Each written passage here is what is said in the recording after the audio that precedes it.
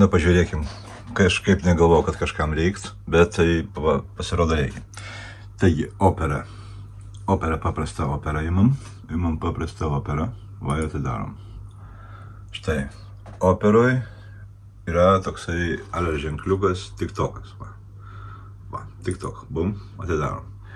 Čia jį gali šitą tą ženkliuką, tą dydį, jeigu jis bus per mažas, tampyti, kad būtų patogiai per ekraną. Vienas dalykas. Dabar pas mane garsas padarytas specialiai ant ausinių, čia nebartyti. Ieškoti. Dabar ieškoti žmogaus, kuris transliuoja tiesiogiai. Yra tiesioginių, žiūrėt gali tiesioginės transliacijas visų žmonių. Dar gali rasti čia, štai, stebinamos paskyros, kurie žmonės dabar tiesiogiai irgi žiūrėti daugiau, va, irgi čia galima rasti. Bet, taikim, sunkiausių kelių, kad nežinom kur, tai čia rašom, va žmogų rašom. Sakykim. Kaip čia, bet, čia pavadinimą iš pakeis turbūt.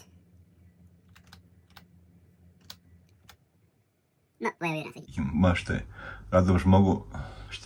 radom žmogų, kurį norim, va, tai darom. Ir čia bus tiesiogiai parašyta, ar kažkur bus žodis po tokio tiesiogiai. Spausiam tenais ir viskas bus tiesiogiai. Na štai tokį pavyzdį radau, užeini ant žmogaus profilio, o štai, ir ant jo profilio rašo štai, live.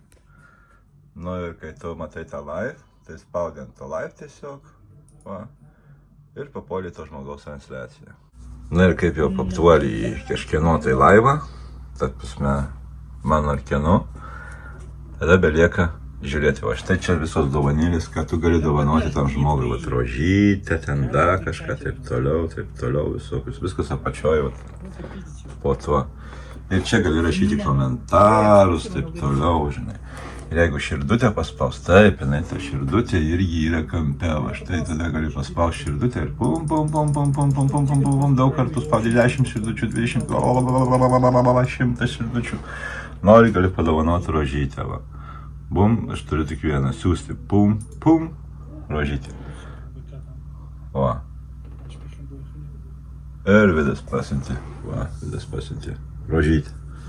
Na, va taip, ir viskas. Visa matematika.